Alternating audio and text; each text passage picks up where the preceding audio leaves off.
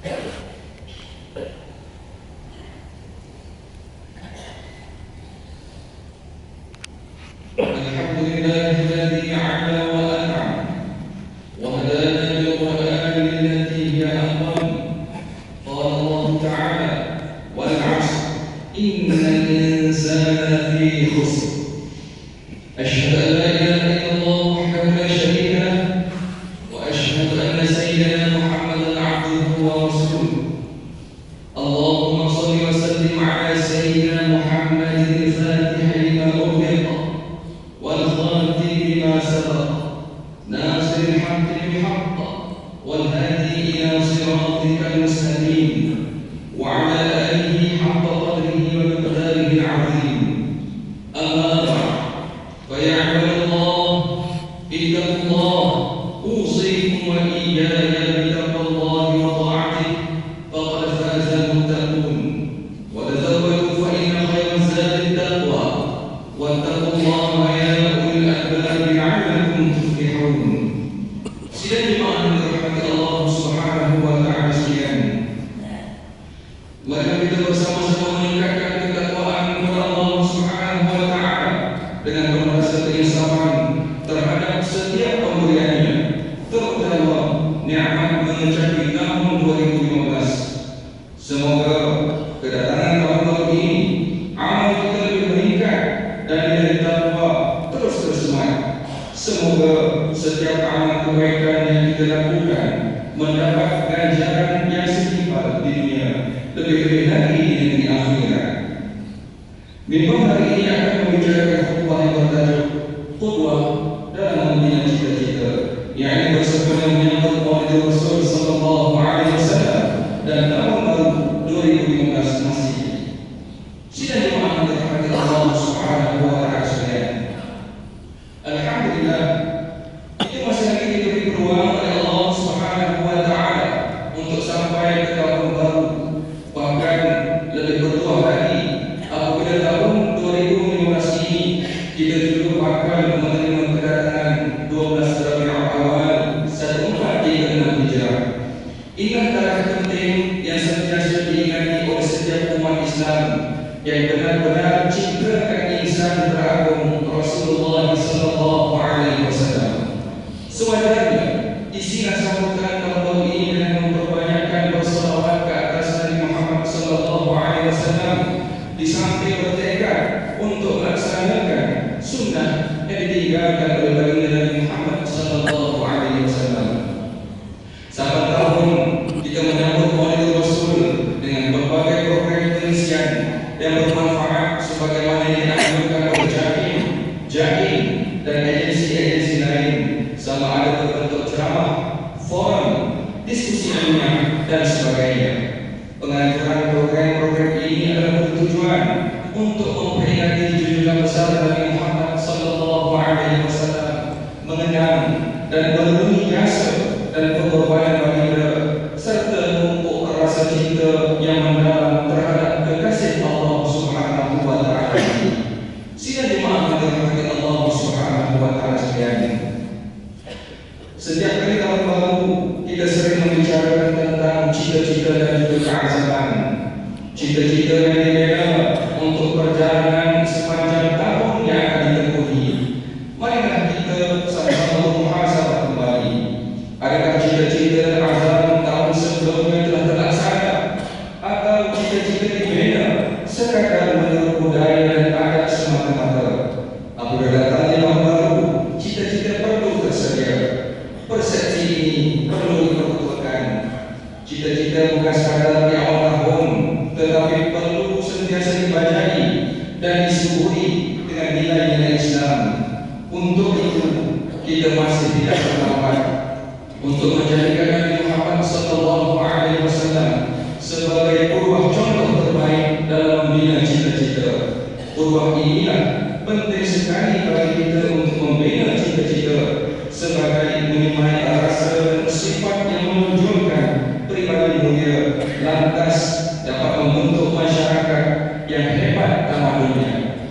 Mari kita telusuri bagaimana qudwah contoh baginda dalam meletakkan cita-cita sebagai salah satu perkara dalam setiap tindakannya. Baginda merupakan seorang yang bercita-cita hebat sesuai dengan matlamat pengutusan baginda sebagai rahmatan lil alamin.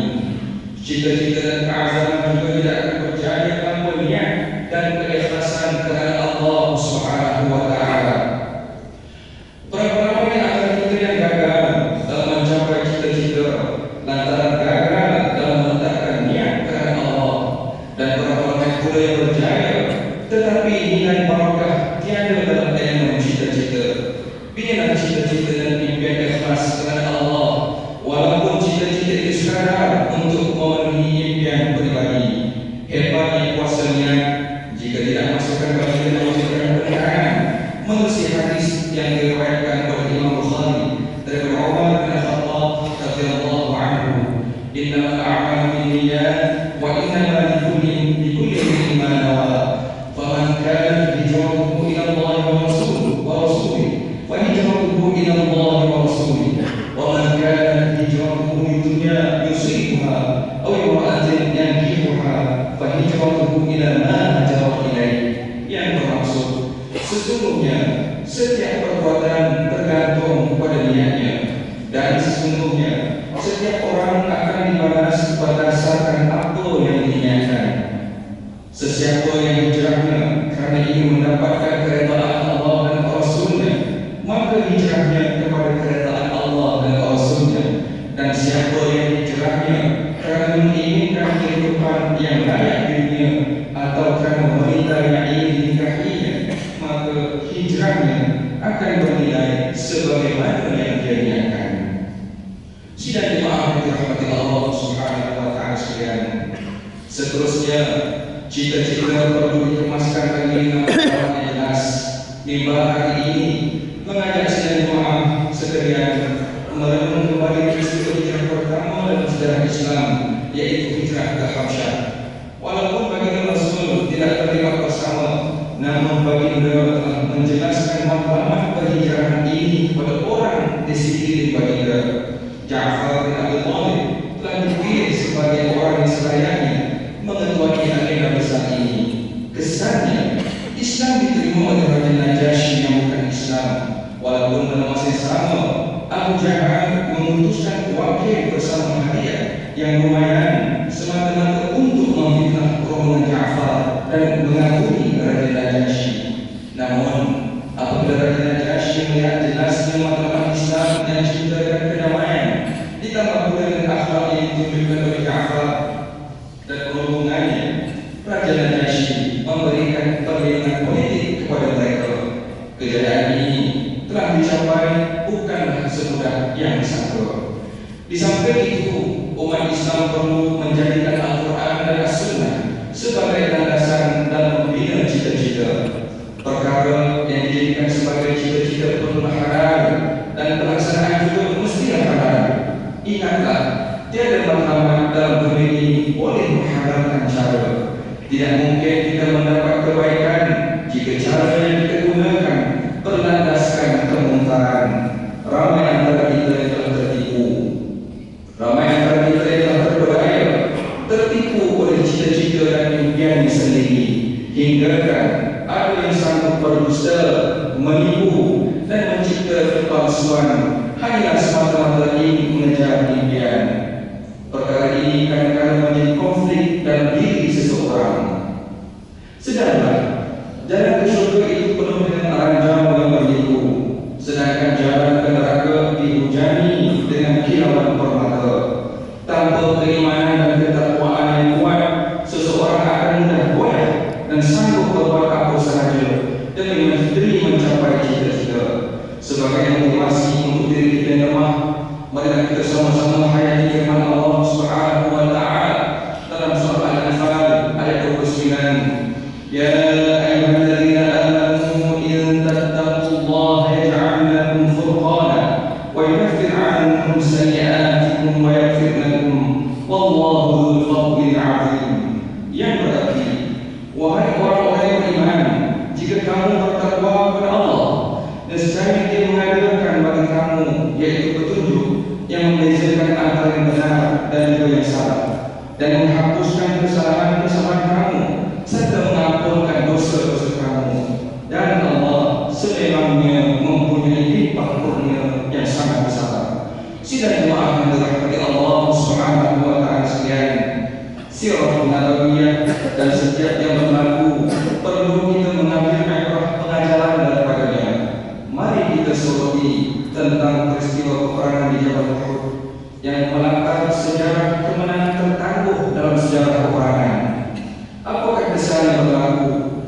apabila arahan dan strategi yang dibuat tidak dipatuhi, tentera Islam terpaksa menerima kenyataan apabila diserahkan mereka diambil kesempatan oleh pihak musuh. Disebabkan perasaan tamak pada harta rampasan, mereka meninggalkan arahan Nabi Muhammad SAW. Peristiwa ini sangat signifikan dengan strategi dan perancangan. Justru bagi memastikan impian dan cita-cita kita tercapai, buatlah perancangan yang strategik. Seperti kata-kata hikmah, apabila Anda gagal untuk merancang, sebenarnya Anda merancang untuk gagal. Tidak rugi orang yang membuat perancangan, kerana hasilnya pasti tidak mengecewakan. Tambahan dalam konteks hari ini, sarjana-sarjana Islam sepakat menyatakan perlunya perancangan masa depan, terutama dalam menangani isu dan cabaran yang mendatang. Profesor Dr. Yusuf Al-Qaradawi menyatakan, semangat zaman kita ini ialah semangat perancangan. Kita tidak boleh membela segala tindakan berdasarkan emosi dan lantunan perasaan yang dibawa. Justru, ayo kita mulakan cita-cita dengan perancangan yang teliti dan sistematik bagi memastikan cita-cita yang kita idamkan tercapai. Mulakan langkah dengan niat kerana Allah dan jadikanlah cita-cita itu sebagai agenda perjuangan. Kuatkan semangat dan usaha sesekali berputus asa untuk mencapai kejayaan. Hubungkanlah cita-cita itu dengan matlamat untuk memperkasakan umat Islam supaya menjadi umat yang terbaik, dihormati dan disegani. Sila jemaah yang dirahmati Allah Subhanahu wa taala sekalian. Cita-cita tanpa usaha yang bersungguh-sungguh adalah sia-sia.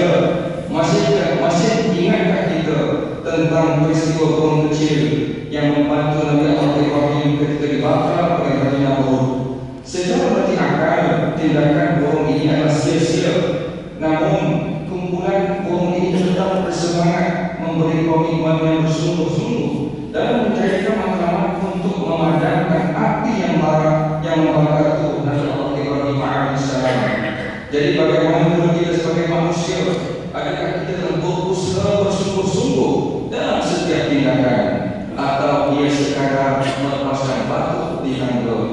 Ada juga yang bersungguh-sungguh hanya pada awal tahun, tetapi gagal untuk beristiqamah sehingga ke penghujung. Inilah masanya, inilah saat yang paling baik untuk kita muhasabah diri, membandingkan diri dengan makhluk Allah yang jauh lebih kecil dan fizikalnya, tetapi sangat tinggi nilai usahanya. Hayatilah firman Allah Subhanahu wa taala menerusi surah Al-Ankabut ayat 69, "Walladzina jahadu fina lanahdiyannahum subulana wa innallaha 'ala ma'al muhsinin." Yang berarti, dan orang-orang yang bersungguh-sungguh kerana memenuhi kehendak agama kami, sesungguhnya kami akan memimpin mereka ke jalan-jalan kami, dan sesungguhnya pertolongan Allah beserta dengan orang yang berusaha memperbaiki amalannya. Yakinlah para jemaah, doa adalah senjata umat Islam. Setelah kita membina cita-cita, menyelaras matlamat, menyusun strategi dan berusaha sungguh-sungguh, maka doa dan tawakal adalah kuncinya. Amat malam sekali jika kita menjadi orang yang sombong dan bongkar di bumi ini. Malah begitu lagi jika kita merasakan kejayaan kita adalah hasil usaha kita sendiri tanpa menghargai orang sekeliling dan Tuhan Allah yang Maha Mencipta. Saudara-saudaraku yang dirahmati Allah Subhanahu wa taala sekalian, mimbar juga ingin mengambil kesempatan untuk mengajak para jemaah sekalian, mari kita bersama-sama membantu saudara-saudara kita yang sedang mengalami musibah banjir, terutama yang di Kelantan, Terengganu, Pahang, Perak, Negeri Sembilan dan juga Johor.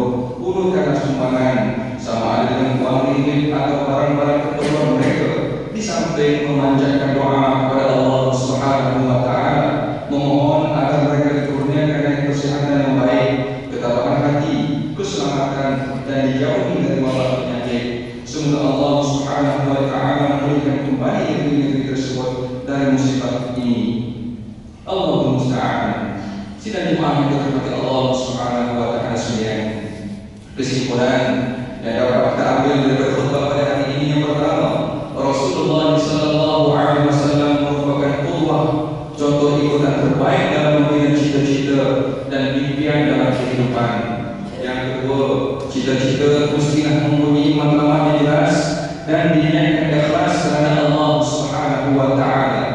cita-cita yang melibatkan perkara yang syubhat tanpa didasari dengan syariat Allah akan sia-sia.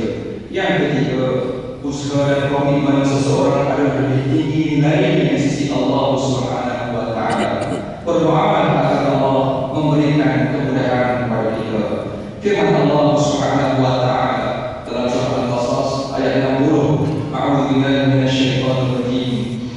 Wa ma utitum min syai'in famata'ul hayatid dunya wa zinatuha wa ma 'indallahi khairun wa abqa. Afala ta'qilun. Yang berarti, dan apa juga yang diberikan kepada kamu, maka adalah dia merupakan kesenangan hidup di dunia dan perhiasannya. Dalam pada itu, apa juga yang ada di sisi Allah adalah dia terbaik dan lebih perkara. Maka mengapa kamu tidak mampu memahaminya? Barakallahu li wa lakum fil Qur'anil 'azim wa nafa'ani wa iyyakum bima fihi min al-ayati wa dhikril hakim wa taqabbal minni wa minkum tilawatahu innahu huwas sami'ul 'alim. Aqulu qawli hadha wa astaghfirullah al-'azim li wa lakum wa li sa'iril muslimin wal muslimat wal mu'minina wal mu'minat fastaghfiruhu innahu huwal ghafurur rahim.